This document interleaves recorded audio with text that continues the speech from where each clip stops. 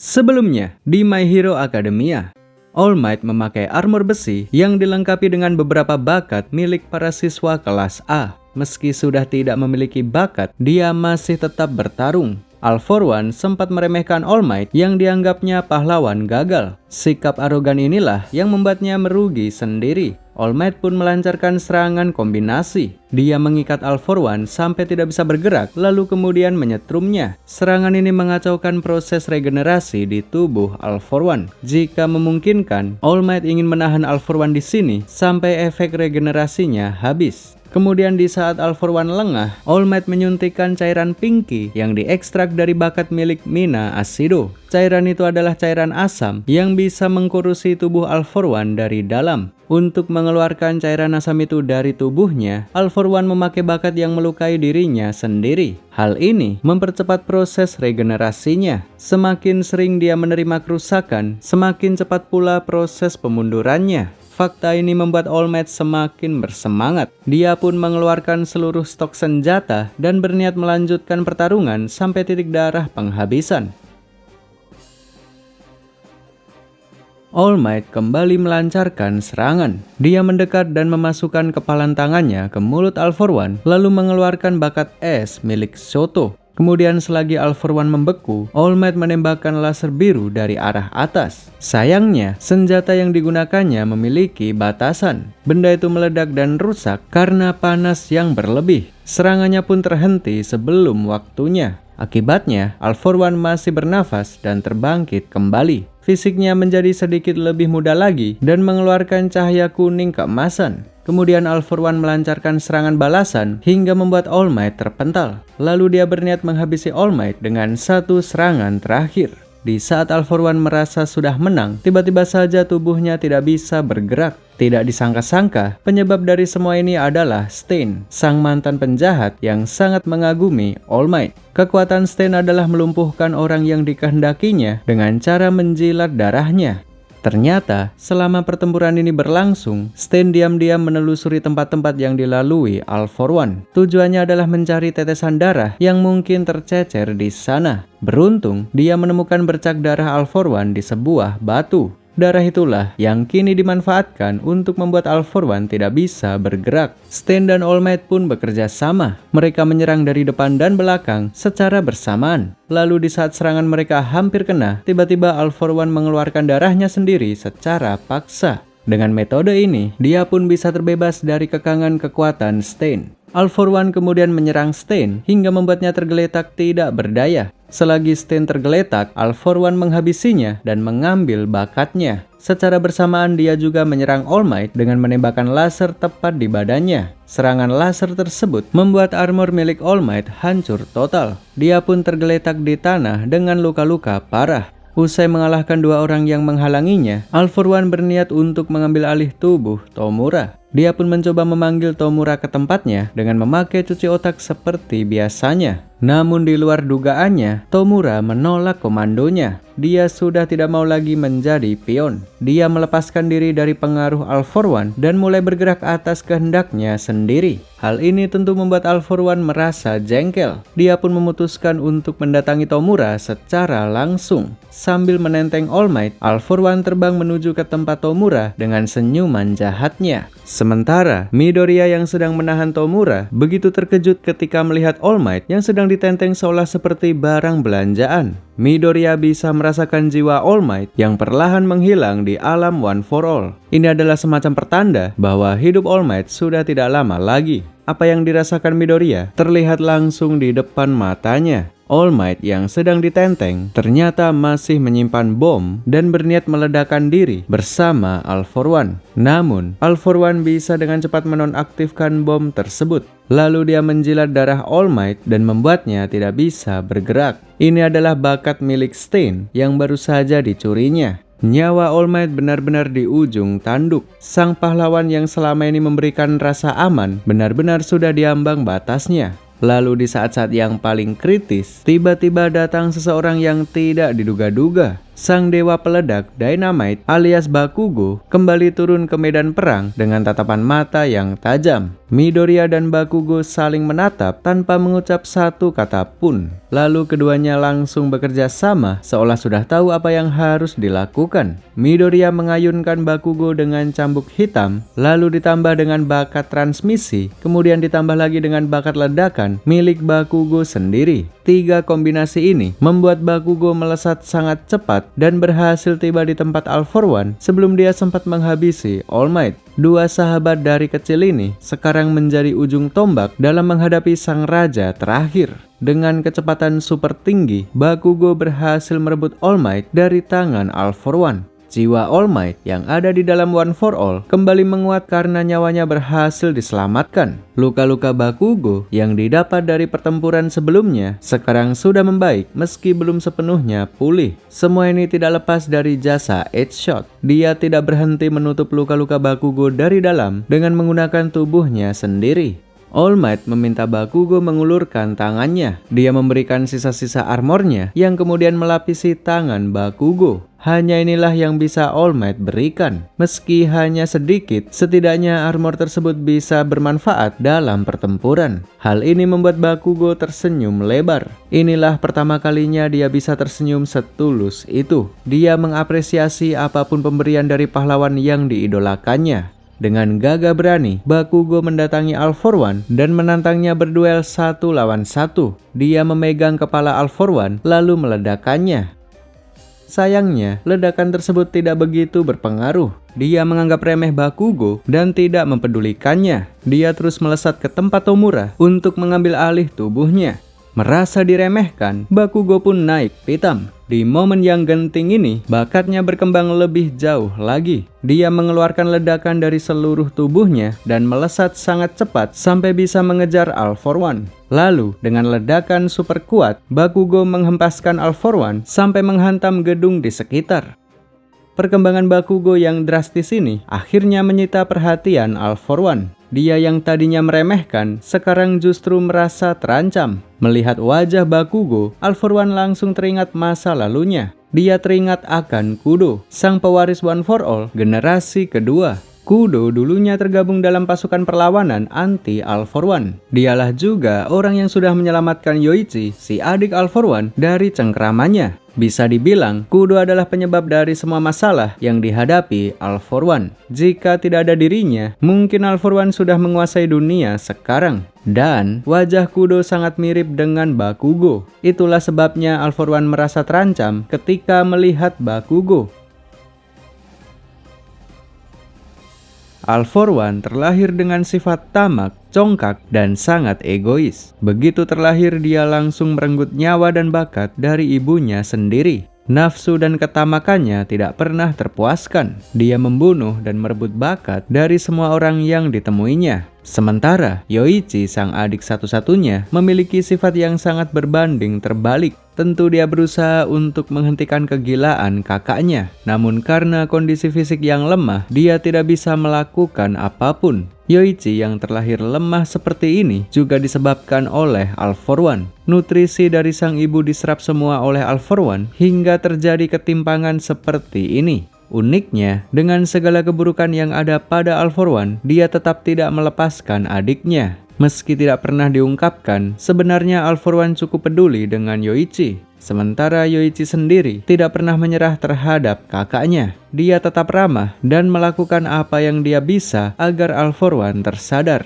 Namun sayangnya, usaha Yoichi tidak membuahkan hasil. All For One tetap congkak, tetap tamak, dan semakin jahat. Dia tidak mau menjadi baik seperti keinginan Yoichi, tapi justru ingin Yoichi menjadi jahat seperti dirinya. Dia pun memberikan satu bakat yang dirasa cocok untuk sang adik. Saat itu, bakat One For All milik Yoichi masih sangat kecil sampai-sampai tidak terdeteksi. Jadi All For One menganggapnya tidak memiliki bakat apapun. Kemudian pada suatu hari, Kudo datang dan membawa pergi Yoichi. All For One mengejar dan berusaha menghentikan mereka. Biar bagaimanapun, dia tidak mau Yoichi menjauh dari sisinya. Namun karena Yoichi terus menjauh, All For One pun memutuskan untuk membunuhnya. Dengan hanya satu sentuhan saja, tubuh Yoichi hancur lebur hingga membuat darahnya terciprat ke wajah Kudo. Di momen inilah bakat One For All berpindah ke tubuh Kudo. One For All bukan hanya sekedar bakat biasa. Bakat tersebut membawa kehendak dari pemilik originalnya. Jadi, kehendak Yoichi yang ingin menghentikan kakaknya juga merasuk ke dalam tubuh Kudo. Itulah sebabnya para pewaris One For All selalu dihadapkan dengan pertempuran melawan All For One. Siklus ini tidak akan berhenti sampai All For One benar-benar mati. Kembali ke masa sekarang.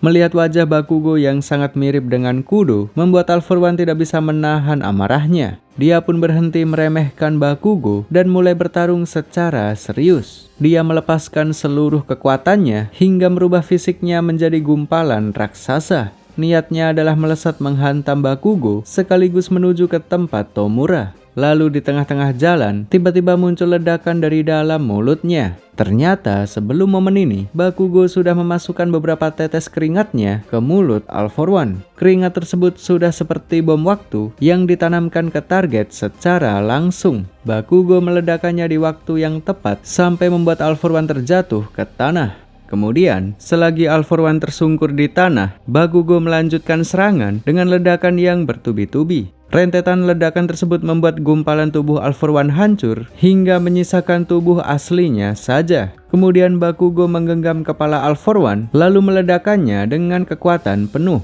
Ledakan besar tersebut membuat All For One berubah menjadi bayi yang tidak berdaya. Kemudian Bakugo melancarkan serangan terakhir dan berhasil membuat All For One lenyap. Pertempuran ini pun berhasil dimenangkan oleh Bakugo. Tidak ada yang menyangka bahwa si murid paling nakal inilah yang mengalahkan All For One. Sekarang tersisa pertarungan antara Midoriya melawan Tomura. Tomura masih ingin menghancurkan dunia sesuai dengan rencananya. Dia menggunakan bakat penghancurannya yang diarahkan ke bawah tanah sehingga menimbulkan banjir bandang. Beberapa titik air yang berada di dalam tanah meluap termasuk sumber aqua. Jika ini terus berlanjut, maka seluruh dunia akan tenggelam dimulai dari daratan Jepang. Targetnya adalah kehancuran total tanpa meninggalkan benih untuk bangkit kembali. Tujuannya berbeda dengan All For One. All For One ingin menguasai dunia, sedangkan Tomura ingin menghancurkan segala-galanya. Tomura melesat mendekati Midoriya dan berhasil mencuri satu bakat. Bakat deteksi bahaya milik Shinomori, si pewaris keempat, diambil paksa oleh Tomura. Midoriya pun mengkombinasikan beberapa bakat untuk melakukan serangan balasan. Namun, Tomura bisa dengan mudah menghindarinya dengan memakai bakat deteksi bahaya. Kemudian Tomura membalas serangan hingga membuat Midoriya terpental sampai ke area Gunung Fuji. Tomura memang sengaja mengarahkannya ke sini. Dia ingin menghancurkan Gunung Fuji untuk memicu letusan besar. Midoriya bersama dengan seluruh pewaris One For All memikirkan bagaimana caranya menghentikan Tomura. Tomura yang sekarang sudah menjelma menjadi wujud dari kehancuran itu sendiri. Namun meski begitu, Midoriya tetap tidak menyerah kepada Tomura. Biar bagaimanapun, Tomura tetaplah manusia yang memiliki hati. Midoriya meyakini bahwa jauh di dalam lubuk hati Tomura masih ada jiwa murni yang bisa diselamatkan.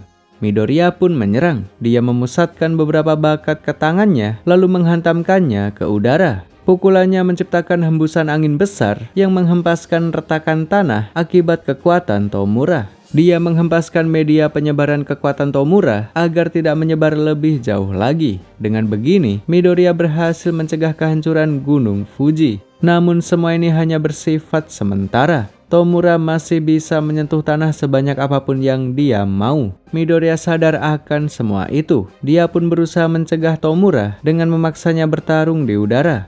Midoriya masih bertarung dengan niat untuk menyadarkan Tomura. Niat baik ini juga diketahui oleh semua pewaris One For All, termasuk Nana Shimura. Dia tidak sepakat dengan rencana Midoriya dan memintanya untuk tidak naif. Menurut Nana, Tomura harus dihabisi agar semua ini berakhir. Namun Midoriya tetap bersikeras pada pendiriannya. Pasti ada sesuatu yang menyebabkan Tomura berubah seperti ini. Sesuatu itulah yang berusaha dicari oleh Midoriya. Niat baik Midoriya akhirnya membuat Kudo tersentuh. Dia mulai mendukung niat baik Midoriya. Kemudian, muncul sebuah lorong hitam di alam One for All yang tersambung ke hati Tomura. Kudo berniat menerobos masuk melalui lorong tersebut, lalu menghancurkan kegelapan dalam hati Tomura. Yang artinya, Midoriya harus melepaskan One for All. Di dalam hati Tomura, terdapat gumpalan hitam yang merupakan kumpulan dari kekecewaan, kemarahan, dan kebencian. Menghancurkan gumpalan hitam tersebut adalah satu-satunya cara untuk menghentikannya. Dan untuk melakukan itu, dibutuhkan serangan kuat ke dalam jiwanya. Sederhananya, Midoriya harus memindahkan One for All ke tubuh Tomura, lalu menghantam gumpalan hitam tersebut dari dalam. Syarat untuk memberikan One for All adalah si penerima harus menyerap DNA dari si pemberi. Midoriya berniat menggunakan darah sebagai perantara untuk diberikan lewat luka. Dimulailah rencana pemindahan One for All. Midoriya melesat lalu menghantam Tomura tepat di dadanya. Darah yang ada di tangannya masuk ke tubuh Tomura dan terjadilah proses pemindahan. Dimulai dari Kudo, sang pewaris kedua. Begitu One for All masuk, tiba-tiba muncul berbagai ingatan, baik milik Tomura ataupun milik Midoriya. Mereka berdua saling berbagi ingatan karena sudah terkoneksi. Proses pemindahan One for All masih belum selesai sampai di sini. Midoriya kemudian melancarkan pukulan kedua dan mentransfer seluruh pewaris One for All yang tersisa. Sayangnya, proses transfer kali ini tidak berjalan lancar. Tomura menolak dan memantulkan pukulan Midoriya. Hanya satu saja yang berhasil masuk, itu pun hanya setengah saja. Tentu hal ini tidak membuat Midoriya menyerah begitu saja. Dia pun terus mencoba, tak peduli berapa kali pun itu. Lalu, setelah beberapa lama berjuang, akhirnya Midoriya berhasil mendaratkan pukulan telak tepat di dada Tomura. Kali ini, seluruh One for All berpindah dengan lancar dan menghantam gumpalan hitam yang ada di dalam hati Tomura. Hal ini membuat kesadaran Midoriya masuk ke lubuk hati Tomura yang paling dalam. Inilah tempat yang paling lembut dan yang paling rapuh yang ada di dalam hati Tomura. Sebuah rumah di mana segalanya bermula. Midoriya menyaksikan apa yang terjadi terhadap Tomura ketika dia masih kecil. Tomura selalu hidup dalam penderitaan. Di rumah, dia selalu diperlakukan kasar oleh ayahnya sendiri. Dan sang ayah seringkali dikecewakan oleh ibunya, yaitu Nana Shimura. Nana tidak pernah punya waktu untuk keluarga semenjak menjadi pahlawan. Oleh sebab itulah sang ayah kecewa lalu meluapkan kekecewaannya kepada Tomura. Jadi, luka dalam hati Tomura adalah trauma yang diturunkan dari generasi pertama.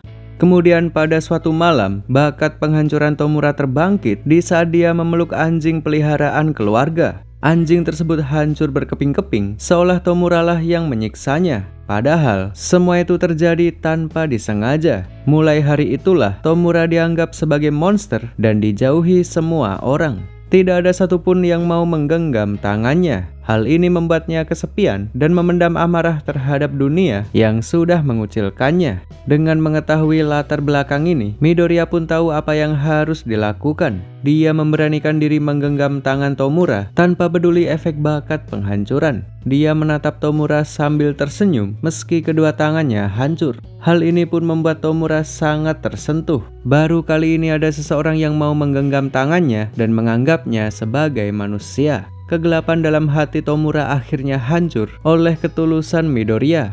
Efeknya di dunia fisik, tubuh Tomura pun hancur secara perlahan. Lalu, di saat situasi mulai membaik, tiba-tiba kesadaran All For One muncul dan mengambil alih tubuh Tomura. Ternyata, All For One masih belum sepenuhnya dikalahkan. Masih ada sisa kesadarannya di dalam tubuh Tomura. Dia bisa mengambil alih karena adanya gejolak di alam bawah sadar Tomura. Di momen inilah, Tomura melihat apa yang sebenarnya terjadi kepada dirinya. Hidupnya tidak pernah lepas dari pengawasan All For One. Semua hal yang terjadi kepada dirinya sebenarnya sudah diatur oleh All For One. Bahkan, bakat penghancuran miliknya adalah pemberian dari All For One. All For One sengaja memberikan bakat penghancuran yang sudah dihilangkan efek pembatalannya. Jadi apapun yang disentuh Tomura akan hancur tanpa bisa diperbaiki kembali. Semuanya dilakukan untuk memupuk kebencian Tomura hingga sampai pada momen sekarang. Setelah memberitahukan semuanya, All For One kemudian menyingkirkan jiwa Tomura lalu mengambil alih tubuhnya. Lahirlah sesosok makhluk baru, sosok gabungan antara All For One dan Tomura yang dilengkapi juga dengan bakat One For All. Celakanya, Midoriya saat ini sudah tidak berdaya. Kekuatan One for All sudah berpindah dan kedua tangannya putus akibat menggenggam tangan Tomura. All for One pun mendekat dan berniat menghabisi Midoriya. Lalu di saat-saat yang paling kritis, tiba-tiba seluruh murid kelas A datang untuk membantu. Midoriya ternyata tidak bertarung sendirian. Di saat dia berjuang menyadarkan Tomura, para pahlawan yang lain mempersiapkan diri untuk terjun ke medan pertempuran. Eri, sepemilik bakat rewind, sampai memotong tanduknya untuk memulihkan Midoriya. Setelah persiapan selesai, puluhan pahlawan berteleportasi dengan menggunakan bakat milik Kurogiri. Langkah pertama, Aizawa menggunakan tanduk Eri kepada Midoriya untuk memulihkan kedua tangan dan sisa-sisa kekuatannya. Setelah itu dimulailah pertempuran terakhir yang menentukan nasib dunia. Semua orang menyerang dengan kekuatannya masing-masing. Semua mata tertuju kepada All for One yang saat ini sudah berevolusi menjadi makhluk yang tidak berbentuk. Midoriya dengan sisa-sisa kekuatannya maju dengan bala bantuan teman-temannya. Semua orang mengerahkan apa yang mereka punya untuk membukakan jalan bagi Midoriya. Orang-orang yang memiliki bakat fisik berusaha menahan serangan All for One, sementara yang memiliki mobilitas tinggi berusaha mentransportasikan Midoriya. Dia tidak boleh membuang energinya secara sia-sia. Dia harus menyimpan sisa-sisa energi tersebut lalu menghantamkannya ke raja terakhir. Lalu, dengan seluruh kekuatannya serta dukungan dari teman-temannya, Midoriya melesat dan menghantam All for One dengan satu pukulan tepat di area jantung. Di dalam pukulan tersebut terdapat kekuatan dari 9 pewaris One for All. Pukulan super kuat itu membuat tubuh All for One hancur berkeping-keping. Namun, dia masih bisa mempertahankan tubuhnya meski tidak sempurna. Tidak ada cara lain selain menyerangnya kembali. Midoriya pun kembali maju dan menyerang dengan satu pukulan terakhir. Serangan kali ini bukan hanya dari pewaris One for All saja, tapi juga ada Tomura yang membantu dari dalam. Tomura yang sudah tersadarkan memutuskan untuk membantu pada momen-momen terakhir. Dia memanglah penjahat di sepanjang hidupnya, namun di akhir hayatnya dia tergolong sebagai pahlawan. Pertempuran panjang ini pun akhirnya berakhir. All for One, sang Raja Iblis, akhirnya musnah dari dunia. 1 minggu telah berlalu semenjak saat itu. Para pahlawan saling bekerja sama untuk membangun kembali kota yang telah hancur. Proses pemulihan kota bisa berlangsung cukup cepat berkat bakat dari para pahlawan. Jika pembangunan ini dilakukan secara manual seperti IKN, mungkin akan memakan waktu sekitar 10 tahun. Sementara di rumah sakit, Bakugo meneteskan air matanya ketika mengetahui bahwa Midoriya sudah tidak memiliki bakat lagi. Midoriya pun menenangkan Bakugo bahwa dia baik-baik saja. Lagi pula, sejak awal dia memang tidak memiliki bakat, jadi semua ini tidak terlalu berpengaruh baginya. All Might juga ikut mencairkan suasana yang sedih ini. Dia berterima kasih dan mengatakan bahwa Midoriya dan Bakugo adalah pahlawan terbaik baginya. Sementara itu, di suatu fasilitas khusus, seluruh keluarga Todoroki bersama-sama menjenguk Toya. Kondisi Toya saat ini sangat tidak berdaya dan hanya bisa berbicara beberapa menit per hari.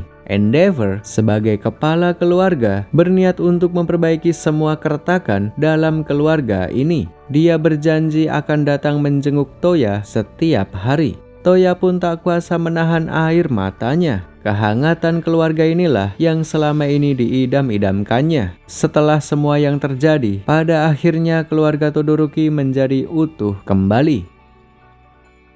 Setelah beberapa lama dirawat di rumah sakit, tubuh Midoriya akhirnya sudah cukup membaik. Hal pertama yang dilakukannya adalah pergi ke penjara untuk menemui Spinner. Dia ingin menyampaikan pesan terakhir dari Tomura khusus untuk Spinner. Dari seluruh aliansi penjahat, Spinner adalah yang paling akrab dengan Tomura. Mereka adalah sahabat dengan hobi, impian, dan tujuan yang sama. Oleh sebab itulah, Tomura menitipkan pesan khusus di akhir hayatnya. Hari-hari pun berlangsung dengan damai. Para siswa kelas A diturunkan untuk membantu membangun kota yang telah runtuh. Namun ada satu hal yang sedikit mengusik perasaan Midoriya. Di saat semua orang sedang bersukacita, Uraraka justru murung seolah menahan kesedihan. Malam hari, usai beraktivitas, Midoriya menemui Uraraka yang termenung sendirian di area tebing. Terdapat sesuatu yang sangat mengganjal di hati Uraraka. Dia sangat sedih mengingat fakta bahwa Toga Himiko sudah tiada. Di akhir hayatnya, Toga berubah menjadi lebih baik, lalu mendonorkan darahnya agar Uraraka bisa melanjutkan hidup. Begitu pula dengan Tomura. Di akhir hayatnya dia berubah dan bahkan ikut membantu menyelamatkan dunia. Seburuk-buruknya para penjahat, mereka tetaplah manusia. Mereka hanya ingin dimengerti dan diterima apa adanya oleh dunia. Apa yang dilakukan Midoriya telah menginspirasi semua orang, termasuk masyarakat sipil. Masyarakat tidak akan lagi membiarkan siapapun tenggelam dalam kegelapan. Suatu ketika, terdapat seorang bocah yang menderita dalam kesepian. Kewarasannya perlahan tergerus dan berpotensi menjadi jahat. Semua orang menyadari hal itu dan segera menyelamatkannya. Mereka mengulurkan tangan dan membuat bocah itu merasa diterima. Kejahatan pun bisa dicegah dengan ketulusan hati. Dunia pun memasuki era damai. Kisah My Hero Academia mencapai puncaknya. 8 tahun telah berlalu semenjak dunia berjalan dalam kedamaian. Para siswa kelas A melanjutkan karir sebagai pahlawan dan terus menginspirasi semua orang. Sementara Midoriya menjadi guru di Akademi Pahlawan. Karena sudah tidak memiliki bakat, Midoriya pun tak bisa lagi turun ke lapangan bersama teman-temannya. Meski begitu, jiwa kepahlawanannya masih tetap menyala. Oleh sebab itulah, All Might memberinya sebuah armor yang mengimitasi bakat-bakat One for All. Dengan bantuan armor tersebut, Midoriya bisa kembali turun ke lapangan bersama teman-temannya. My Hero Academia tamat dengan happy ending. Lampaui batas kalian, plus ultra.